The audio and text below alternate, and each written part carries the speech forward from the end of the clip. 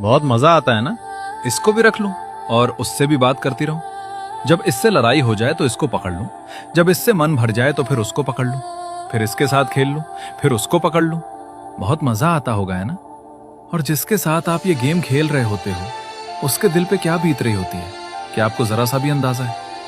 उसके पास भी तो दिल है यार, उसे भी हर्ट होता है, उसकी भी फीलिंग्स हैं। लेकिन आपको क्यों पता होगा? आपको तो बस अपने एंजॉयमेंट से मतलब है ना। मुझे जब जरूरत है तो मैं इसके पास चली जाऊंगी, लेकिन उसे जब मेरी जरूरत है तो केयर मतलब आपने तो सिर्फ यूज किया। वो मैसेज करे या फोन करे मुझे कोई मतलब नहीं है। मेरी जब तक उससे नीड थी तब तक मैंने उसको रखा।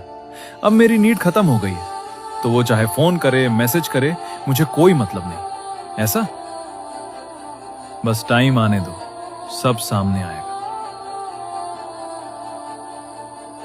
बहुत मजा आता है ना। इसको भी रख लूं